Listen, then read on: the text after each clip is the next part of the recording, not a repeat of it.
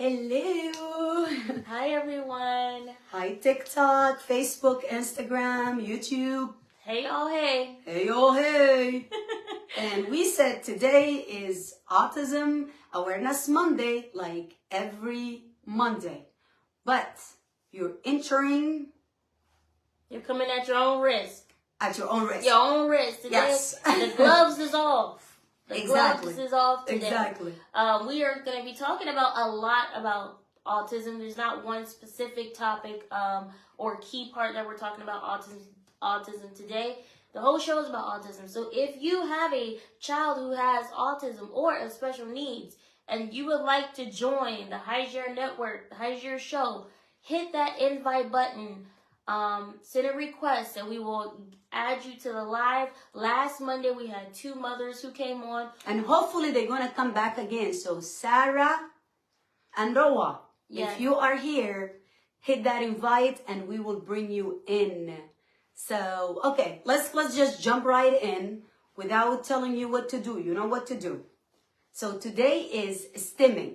Yes. Do you know what stimming is? If anyone know what stimming is, type it down here. So stimming, what in Arabic, basically self-regulating. Yes. Self-regulating. And with that, people do certain things. سلوك تحفيزي يعني حاجة تحفيزية. So people do certain things to calm themselves down. Right. Anything that we say today, it could be for anybody, not just the autistic, someone with autism. Right. Anyone could have those signs and symptoms, but you know it is autism and you know it's something that needs attention when it's becoming, repetitive. Right. Something that is affecting your daily function. Right. Something that you do and you can't stop. Right. So the difference between anyone who doesn't have autism diagnosis and someone who does stimming and doesn't have a diagnosis is that the person who doesn't have autism can stop at any moment. Right. So let's talk about what is stimming. So stimming is a short for self-stimulating behavior, refers to repetitive body movements or actions such as hand flapping, rocking, spinning, tapping, commonly observed in individuals who have ASD, which is autism spectrum disorder. Yep. So what she just said, what Maya just said, is from the sign, like the beginning of the sign of autism, but stimming itself is an emotion or a like somebody could be twirling their hair. Yeah. Like you could be twirling your I hair. always pick on my hair. If I'm thinking and I can't figure something out, you always see me. I'll be like twirling your hair, like flapping your hands. Not everybody who doesn't have autism does that, but biting your nails. A lot of people bite their nails. الناس اللي بتاكل ضفورة بتعض ضفورة بتكون قاعدة اليوم كله بتلف شعرها كده. عندنا في السودان كان بيقول لك الزول ده مثقف. In Sudan they used to say this person is like a thinker or someone who knows a lot. So when you sit and do this, but it is called stemming. Yeah. But it doesn't have to necessarily be because you have autism. Right. There is a lot of people that do things such as scratching their skin. ناس بتحك جلدها. لكن مش الحك العادي, not just scratching, regular scratching, but someone picking their skin. Yeah. بيقلعوا جلد بتاعهم مثلا, ولا بتلقاهم يعني touching their ear all the time. They pull on their ear, بيهبشوا إذنينهم بصورة مستمرة.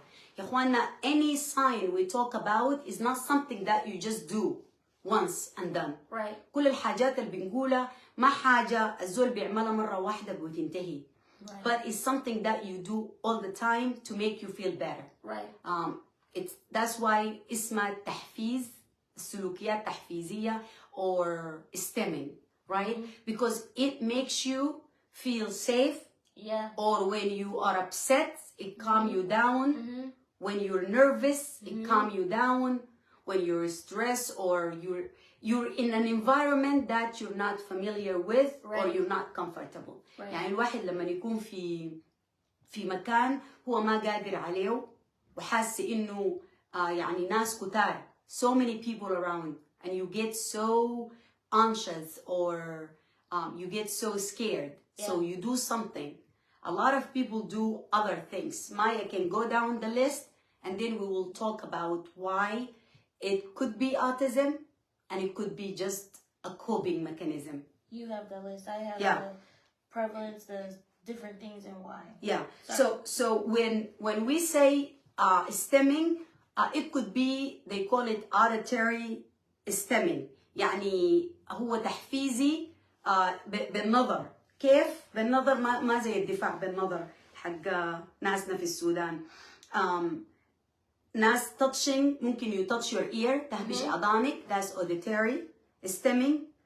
بتسمع نفس الحاجة. You hear the same thing over and over and over. بتسمع الحاجة يعني ما بيحبوا يغيروها. نفس الحاجة ممكن تسمعها. في حاجة تانية اسمها vocal stemming أو بالأصوات. بتعمل تحفيز, سلوك تحفيزي بالأصوات. ده كيف؟ إنه الواحد بيعمل أصوات to make noises, and you notice that in little kids. Hello. You notice that in little kids or toddlers, في الأطفال الصغار ولا في الأطفال من سنتين لحد يقول 6 سنين مثلا. You hear them making sounds. They make vocal sounds. Yeah. Or say the same thing over and over. Repeat words. They repeat words. بيكرروا في كلمات ممكن يكونوا هم ما عارفينها هي شنو. في حاجة تانية اسمها tactile or tactile stemming. اللي حاجة دي touching. يعني ممكن يخطوا الفينجر, tap your finger or something. مرات كثيرة بتلقوا في ناس بتكون في المدرسة sitting on the table or at school and you are just tapping your finger. Someone tap their finger or tapping their feet, but continuously. Right. I'm gonna say it again. All those things are behavior that you might see with anybody. Right. دي كلها حاجات ممكن تشوفوها مع أي زول. But when it become something that continuous, لما تكون حاجة متكررة, بعد ذاك أنت مفروض تنتبه وتشوف diagnosis, تشوف تشخيص. تمام؟ Vestibular stemming. Vestibular stemming, like rocking back and forth. Yeah. بتلقى في أطفال بيكونوا قاعدين وبيكونوا اليوم كله بيعملوا كده. When they're rocking back and forth as adult or as children. Right. Right? And some of all these stemming tactics, like sometimes they'll all compile on each top. On top of each other. Exactly, on top of each other. So you have more than one stemming quirk, or your child may have more than one, and that's why it's important to do your research and get a diagnosis so that you know for sure. Yeah. We're not saying if you're an avid nail biter that you have autism, okay? But it could be a sign of it. Yeah, especially for young people. Yeah. Like pay attention, pay close attention to this. So the visual stemming أو التحفيز البصري بيكون بتلقى الطفل بيعاين في الشمس, بيعاين في النور مباشر. They look directly at the sun, they look at light. So those are the things, like all of those things could happen all together. Right. And you might see most of them. ممكن تشوفوا جزء كبير منهم. يعني واحدة من الحاجات اللي كريم كان بيعملها بيعاين للشمس. كريم used to look at the sun. And you can't look at the sun for more than a second without getting hurt. Right. So if someone is looking directly at the light or directly at the sun, this could be a stemming or وسيلة تحفيزية لأنه في حاجة هم فاديننا. There is other thing. People chew. يعني تلقاهم بيعملوا الأصوات making that chewing sound. Yeah. Or some people chew their cheeks. Yeah. Or their teeth. Yeah. Grinding they their grind teeth. teeth. Yeah. الصوت بتاع الأسنان ولا التشوينج بياكلوا في سنونهم، بياكلوا في الباك اوف اللي اسمه شنو الخشم بتاعهم، the back of their mouth or their cheek, they're moving their teeth. So this is كلها حاجة to self-regulate. The whole idea of stimming is self-regulating. Right. So those behavior, it help the child or even an adult to cope with the environment. معناه في حاجة في environment, there is something in their environment that is affecting them. Right. That is making them uncomfortable. So they're trying to either block it or adapt to it. دي الحاجة دي. الفول body stemming يعني أنا كثير اتكلمت عن كريم بيجري وبيلف حول روحه. I talked about Kareem a lot and said that when he was little, one of the things he used to do is run aimlessly, run back and forth, back and forth, back and forth. He could do this all day and spin around himself. So the full body stimming, that's when you really need that sensory. لما تكون جسمك محتاج يعني في حوجة هو ما عارفه شنو. There is a need and they don't know what it is. So they just spin or run back and forth, back and forth. And the other thing is watching the spinning, like the fan or playing with toys that spins. So all of this is part of the stimming behavior, right? So examples, like we said it again, biting nails. في ناس بتاكل ضفورة، تمام؟ بيقعدوا يلعبوا بشعرهم، twirling your hair، تلعب بشعرك، flapping your hands. بتلقوا إنه في أطفال كتار بيكونوا بيعملوا بيدينهم كده. Many kids or young, they flap their hands, right? Or they make movement. Some of them will do this, move their finger in front of their eyes. عشان النور لما نعملوا كده النور بيبقى لون ممكن يبقى لون مقطع. When they do that, the light is like they see dark, light, dark, light, dark, light. So that movement calm them down, right? A lot of kids do harmful behavior, banging their head. بيضربوا راسهم في الحيطة، بيضربوا راسهم في حاجة. They bang their head on a chair. They bang on their head on the wall. They bang on their head with their hands. And Kareem went through this phase also. And all of this can be addressed, and you can help the kids, right? Some people scratch the skin like we said, or some just do something not to their body, turn the light on and off. Right. Yep. So go ahead. So basically, the key points that Hagir just went over was, for one, the definition of stimming. Prevalent. Stimming is prevalent among individuals who have ADHD, and again, these will stockpile on top of each other. Number 3 is sensory and regulation, what she just spoke to you about. Stimming often serves as the means of stimming regulations for individuals with autism. It helps them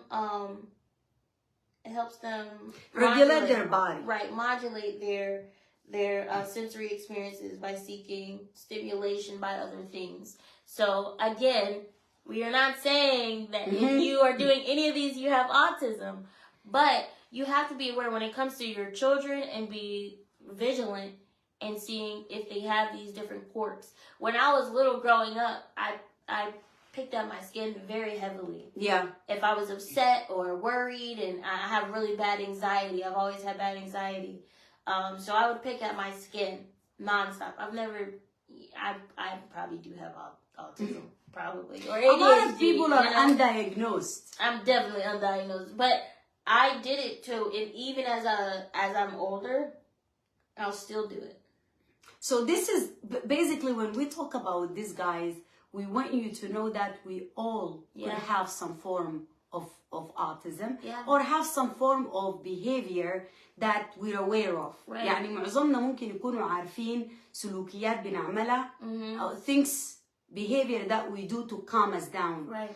a lot of people get nervous when they're public speakers, right? When they're speaking in public or sitting in public. في ناس كتار بيحسوا خوف من يتكلموا مع الناس اللي حولهم أو يكونوا موجودين في مكان عام when you're in public. So a lot of people, normally what they do is they find something. Some find their necklaces and they play with their necklace, you know?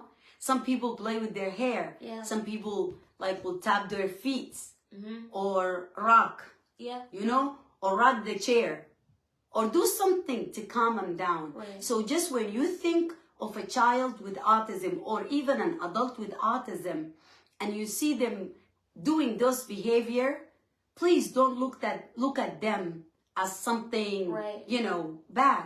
You know, just understand that they're doing their best so they can cope. لما تشوفوا طفل أو حتى زول كبير عنده توحد وبيعمل في سلوكيات تحفيزية عشان ما هو يقدر يتعامل مع الناس ولا يكون موجود برا، خلوكم يعني متفهمين لأنه السلوكيات دي those behavior we all have some of them.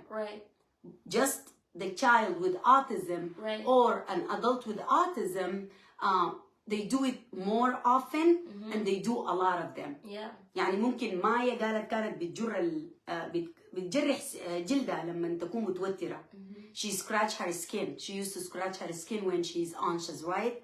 So she just does that. But the child with autism could be doing that and rocking at the same time and spinning, doing all of that together. So it is too much. Too much for you to see it. كتيرة على الزول يشوفها. But if you're looking from the outside and you see it is too much, can you put yourself in that child's brain? Can you put yourself in his or her shoes and see how exhausting it is to watch them and how exhausting it is to be doing it all day? And on top of that, facing people who are not going to accept you, facing people that are going to criticize you for doing those behaviors, right? So we have a question on Instagram and it says, can you please explain the steps that a person can take to overcome dealing with being in front of the public? Okay, all right. So the question is steps so you can deal with public speaking.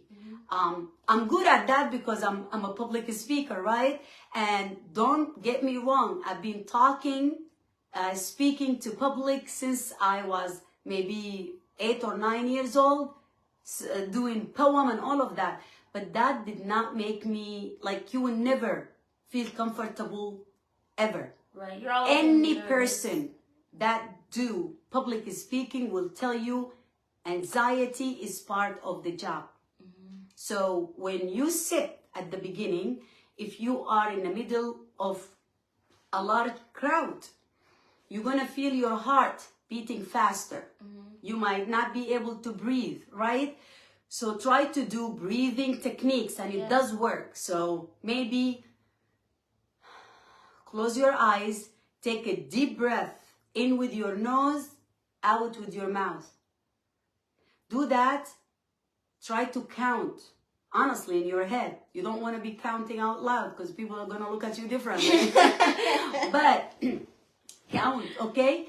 What helps most of the time, if you don't want to be in front of a lot of people or you're anxious, find one thing or one person and focus on that one person. Like, just imagine nobody else but that person is there. And just stare at them. Or go to where you're speaking and find something. Find like a wall, a picture, or the mic, or something right there, and focus on that thing and try to block out everyone else. That normally help. And you know, a lot of people who speak publicly find it easy to focus on one person. Because if you keep looking around and you see all those people, your anxiety is going to increase. So those are few tips that you can do. Don't eat a lot. Don't go empty stomach, but eat a little bit. Don't drink a lot because you are going to want to go to the bathroom, for example. Or you're gonna feel nauseated. Right. تحس إنه بطنك طمت, right? So if you're anxious, just do those steps, and you will find, يعني keep trying, and you will find that comfort zone for you. I hope that helped. So let us know. Let us know when you try it next time. But stemming in adults is the same as stemming in children. Yes. It is just, you know, as an adult, you might mask it. Yeah. You are aware. You're welcome. You're welcome. And as an adult, you might mask it and you might explain it to others. Right. The little kids are not able to explain because most of them are nonverbal. Yeah. And most of them don't know how to communicate. Right. So that's why they use the stemming to cope, and they use the stemming to calm them down. And sometime when they do that and you get frustrated, get upset, you are going to make them more upset, right? And they're going to throw a tantrum. Right. And then it gets worse. They're like ripples. So you have to be like really careful as a parent on your tone of voice when you're speaking to your kids and different things like that. Because anything can be a trigger for your child, which will then ripple into something, you know, for the next 2 hours that you're trying to undo. So you do have to be very careful because you just never know. You never know. Yes, you never know.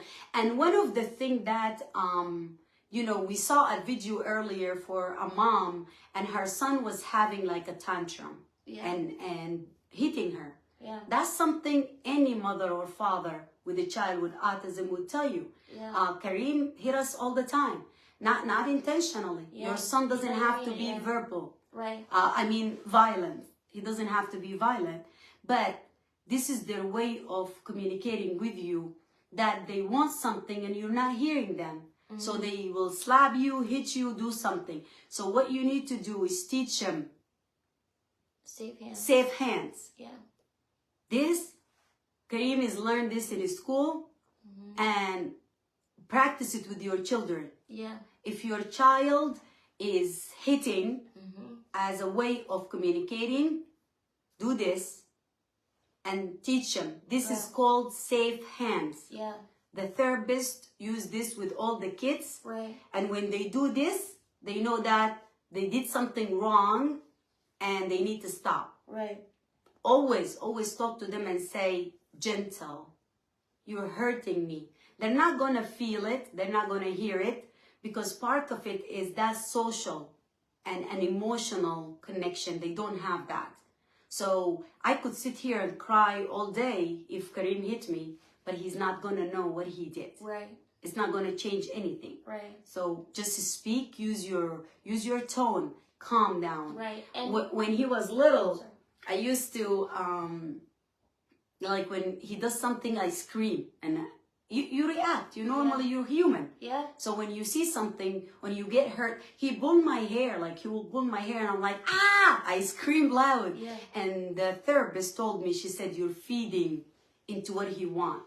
You are feeding into, he's looking for that attention and you're feeding into that. Yeah. So as hard as it is to calm down where you're getting hit, when you see the child throw something, right. when you see him bang their head, he used to bang his head to the wall, and I used to scream like the loudest.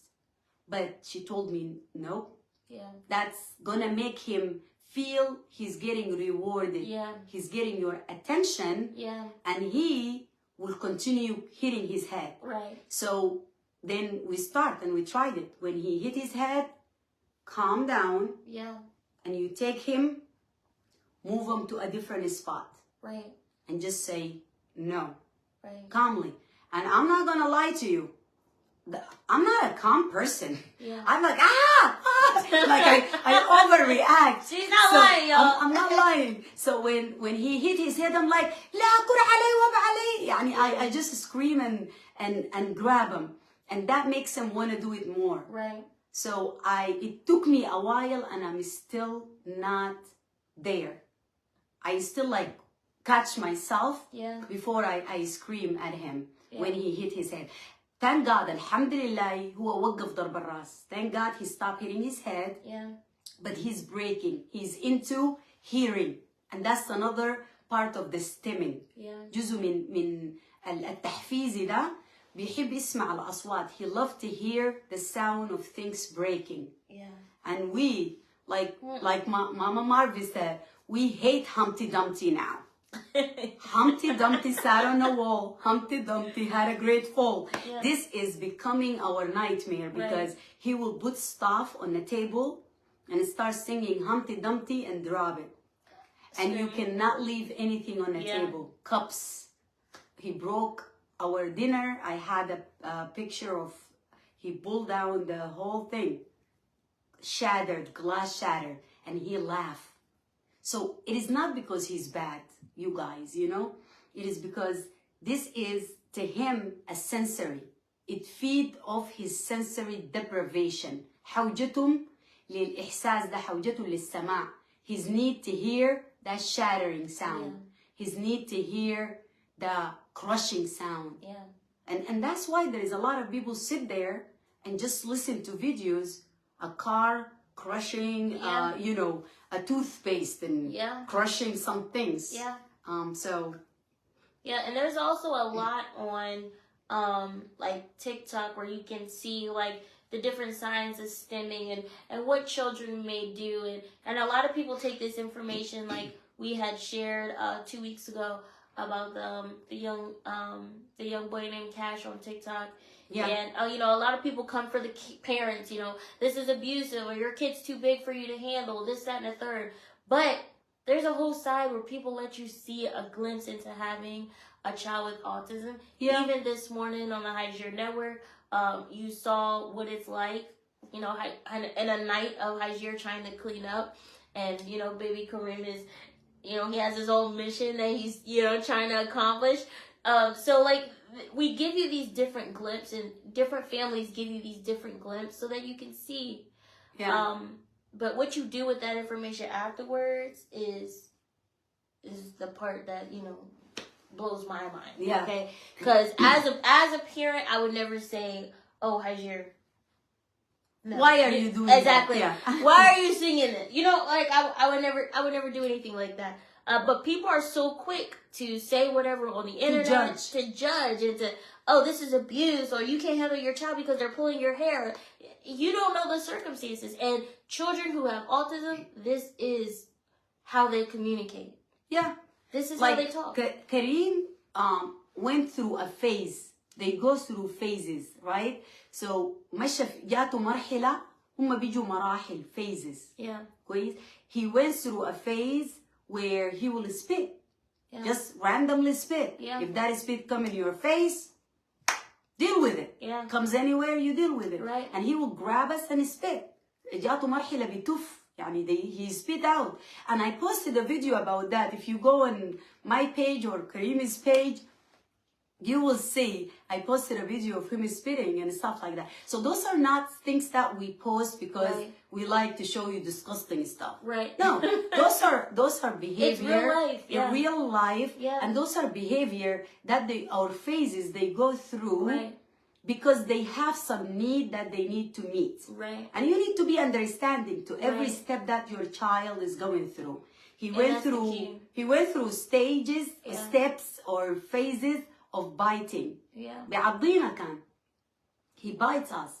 And you just have to be careful. One of my friends used to say, you know, we look like, you know, how not making fun or light of abused victim or domestic violence abusers, not abusers, domestic violence survivors, but you feel like you are a battered woman or a mom or someone because anytime those kids come towards you flinch. Like at some point when Kareem come near us, you know, if you don't move fast you're gonna get bit. And you know what, it's okay because he doesn't know. Just understanding that he's doing this because he's frustrated. هو ما قادر يعبر. He doesn't know how to communicate. So if he bites me, I just calmly, I used to say, scream, but calmly I will like, no, You Right. don't bite. Right. And you just keep repeating it until he stopped. And Right. he did stop. So it's really like on the parent side, like learning self-control on your part, which is hard because, you know, we are stressed out with our day-to-day jobs. We don't, you know, we got a lot going on. So to say that we have to have self-control and patience is asking a lot. Yeah. But you have to think of the outcome of that it would have on your children at this very moment. Yeah. Like my son, he's very sensitive to loud sounds, so he wears his headphones almost everywhere that he goes. Yeah. And when he doesn't have his headphones, we were somewhere and it was loud, and he was just trying to find a place. I want to go sit in the car. I want to go sit somewhere. Sit, you know. And I'm working, so I'm like, no, you can't. Sit down, and you'll be fine. And I didn't really take the time to think like, hey. Yeah. All right, this is too much for you. So we have to be vigilant, and we have to care about what our children are going through and what they're experiencing, and have self-control and patience at the same time. Yeah, yeah. So anyways, to just summarize what we shared today, stimming. Stimming is suluk tahfizi. It's a way for children and even adults to calm themselves down, to cope with the stressors outside, whether that being loud noise, too much light, not much light, not enough light, strangers, people around them, or being in an environment that they're not comfortable with. Right. It could be just because it's cold, too cold, or too hot. The food texture they didn't like, the sound they heard they didn't like, the clothes. You know that some texture, some clothes does not feel good in their skin, and they won't know what to do or how to tell you. Right. So they either lash out, and first we wanted to call this live as, is it tantrum or frustration? Right. Because sometimes they lash out, they throw tantrum, they hit you or hit someone else, break things, run around, hurt themselves. So a lot of kids or adults cope differently. Some people cope with hurting themselves as pulling their skin, pulling their ears. Some people like scratch or pull their hair. I know one girl, she said she coped by pulling her hair. And at some point you become bald, right? Or some people bite their nails all the way to the ends. And then you just and this could be a coping mechanism, but also could be a red flag or a sign that this person is going through something or have autism. Right. So be mindful. Yes. And know that you don't have to have all those signs. Or even if you have 1 or 2 or 3 of those signs, that doesn't mean you are autistic, right? But it could be. Right. And the same way you feel when you are publicly speaking, like our friend here on Instagram, or me, or anybody here who feel anxious, and you either touch your necklace, twirl your hair, rock your chair, or, you know, do this with your feet. Do this with your finger. Whatever behavior, know that you're doing it, you're aware of it. Right. That child is doing it to cope, but they don't know how to stop. Yeah. So stop judging. Yeah. Stop looking at kids who are different. One day last week, we saw a child who was wearing a big headphone, and another child was like, why are you doing this? Like, he was asking them, right? Because he didn't know. Yeah. So I don't know that child, but I said to his mom, can I explain? Like, I jumped right into it. It's okay. Yeah. You can jump. And I said, can I explain? So I told him, I said, because he does not like to hear the loud sounds. Yeah. And he liked the quietness. Yeah. So this is the way it keep them calm. Yeah. So feel free to explain it. Yeah. If you know the answer. Yeah. Don't be volunteering no answer. I was about to say. Go and see someone. Maybe they're listening to their music, and you'll be like, oh, you have autism. You have autism. Exactly. Don't diagnose. Yes. Don't do self-diagnosis. Right. There is a whole process to diagnose people, right? So what the other part of the stimming, So the other part of stimming, which I mean, Hagir, you literally just went Covered through. all of You it, literally right? just went through all of it. Number 7 was acceptance and understanding, which you talked about that. Supportive intervention, which you talked about that. If you see something and somebody's asking questions and you have the correct answer, inform them, educate them. The next one is the positive outcomes of embracing stimming. Stemming. Yep. Yeah. Understanding its a role as a coping mechanism that can lead to improved well-being and a quality of life for your child or someone else's child. So what you may find annoying, you're in the DMV and somebody keeps shaking or tapping and you're like, oh my gosh, you used to annoy me. Seriously. This is their way for them to cope, for them to get through whatever they're trying to get through. Yeah, it's not always about you. And I'm not gonna blame you because before Kareem, I swear to you, oh my God, I do the same thing. I'll sit there, I'm like, can you please stop it? Really? Like you think in your head. I don't say it to them, but it annoys me. Like I don't like the sound of the chair. How did or you sit with movement. me for years? Because that's all I did was move. I didn't pay attention. I think I blocked you. Oh gosh. I think I blocked that from my head. But just and we're not blaming anyone. Yeah. If you don't know, you don't know. That's why knowledge is power. Yes. That's why knowing about things, it will make you a better person. Right. So learn about things. If you see something that annoys you, go search it.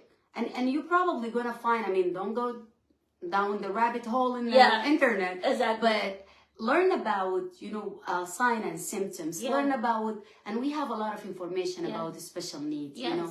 And you can go through the catalog on Facebook, on YouTube, even on TikTok every Monday. Yep. You can go on there and just look at the constant feed of information on autism. Yes. From resources to stimming to diagnosis to guests coming on and talking about their experiences. You have a wealth of knowledge on the Hagir network that we've provided for you, so you have a constant flow. Yeah. So anyways, just know that stemming, it's probably either too much stimulation or too little stimulation. Right. So the kids their body needs a lot. Yeah. The therapist, when she used to come to Kareem, and I know there is a long wait list. So that's why we do what we do now. Yeah. So people who have a child with autism can learn what we learn. Yeah. Or if you don't have a child with autism, be mindful to someone else, right? So that's why we do this, because the wait list is long. And when the therapist start to work with Kareem, she used to talk to me and say, watch him. Yeah. His doctor made me sit and watch Kareem running back and forth, like flipping. He goes this way, like his head down. Yeah. And stand. That's like what he does now. Headstand, right? So she was watching him and she said, watch him. Do you feel tired? I said, yeah. She said, do you see what he does right now? I said, yeah. She said, that's the same thing happening in his head. Yeah. So you need to think about that. Like what you see physically is the same. Right. What is happening inside of their head. So if they don't have that sensory stimulation, they look for it. They try to find it. Right. If they have too much of it, then they also do the same thing. They don't know better. Right. That's all they know. So if they want to stop the pain, sometimes it's painful. He can't tell us. When he had his ear infection, ear infection is very painful. Very painful. So when he had his ear infection, he would just sit bullying his ear, and then getting upset, like upset maybe at us because we're not understanding. We're not getting it. Yeah. So when we went and got him the medication and he got better, you can see that change. From that moment, the first time, I start to watch like for any sign, anything outside of the normal behavior. And every child normal is different. Exactly. So don't sit here and say, you know, oh, the children should do this 1, 2, 3. Every child normal is different. Yeah. So know what is the normal behavior for your son or daughter. And don't feel bad. Yep. Don't feel bad if people are telling you that, hey, we see something in your child, and you know, maybe you should take him to the doctor and this, that, and that. Don't get on the defensive side, right? Yeah. Because it takes a lot for somebody to come to you as a parent and say, Hagir, Maya, I'm concerned about your child, and I think they might have this. It takes a lot. Yeah. For them to even do that, because they don't know how you're gonna react. Yeah. But don't let your own feelings get in the way of your child. And that's what I was talking to Hagir about before we started the show. You know, sometimes I feel like people would tell me all the time, hey, Maya, you know, my husband, before we got married, even Hagir was like, oh, Maya, you should take Asher to go get, you know, checked out, make sure that he's all good. And I didn't want to hold on to it. I was like, he's fine. He's growing up, you know, he's... Denial. Yes, major denial. And to this day, I still feel like I have denial. Mm-hmm. Like, I still feel like I am... not accepting it. And that's okay. Yeah. I mean, I am... No, I'm not. I'm accepting it, but I'm... Like, I know I have to get him help. But then when I hear them talk, like I said earlier today, it just sounded weird. It was just like, what? Like, you know, so it's like a hard pill to swallow. But, again, we cannot let our feelings and what our version of normal is. Like, this 2024, autism is normal. This is happening all over the world. Thousands of people, hundreds of people are born with autism. You know what I'm saying? So, it's just, we gotta... But it's still, it's okay. Know? It's a lot. It's okay to be in denial. Maya is beating herself because she's like, I should have done something sooner. But you know what? You're doing something right now. Yeah. And that's what matters. Because if you keep beating yourself for what you didn't know back then, you're never going to move forward. Right. Back then, if you knew what you know now, if you knew back then, life would be a different. Facts. You know, way different. Yeah. But matter of the fact is, right. You did not know back then. Yeah. And you were in denial. But today, you know. Yeah. And you got him help. Yeah. When he needed it. Yeah. And you're going to keep watching, and you're going to keep trying to make other people see it and change, right? Yeah. So that's what matters. Go through that denial phase. Yeah. Go through the anger phase. For like 3 days. Yes. Get out.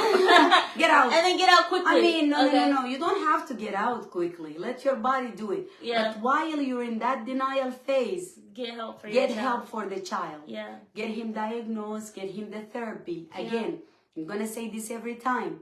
Therapy doesn't hurt. Yeah. It is not a surgery. Right. It is not a shot. Right. Medication, sometimes they need medication, but getting that diagnosis and getting the therapy, it is not, someone is asking to be a guest on Instagram. See if you can get them. Okay. But, so, you know, go through your denial, go through your anger, go through your everything until you get to the acceptance phase. And you might not get to that acceptance phase anytime soon. You might never get to that acceptance phase. But it's okay. As long as your child is getting help, whoever wants to be a guest, send an invite, please. Yeah, there's no invite yet. He did send it, but we didn't see it in time. Okay. So anyways, go through your phases. Heal, and I hope you heal fast. Yeah. But until then, get the help. Yeah, because the longer that you wait, the harder it is for your child. Yep. When they get in school, daycare, kindergarten, when they get in school, it gets harder and harder and harder for them to communicate and get what they need to get done. Yep. And then you're going to feel even worse because now your child who is, 9 or 10, 7 years old is struggling when they could have been a lot better than where they're at, Yep. So you're kind of like holding them back. You are. You're holding them back. So just don't wait. Go through those stages. Go through those emotions. Get over it. And get it done. And get it done. So lastly, stemming will help the mental health of your child or of you as an adult. So it basically, when you find the way to cope, stemming is regulating. Yeah. Regulating is part of coping. Yeah.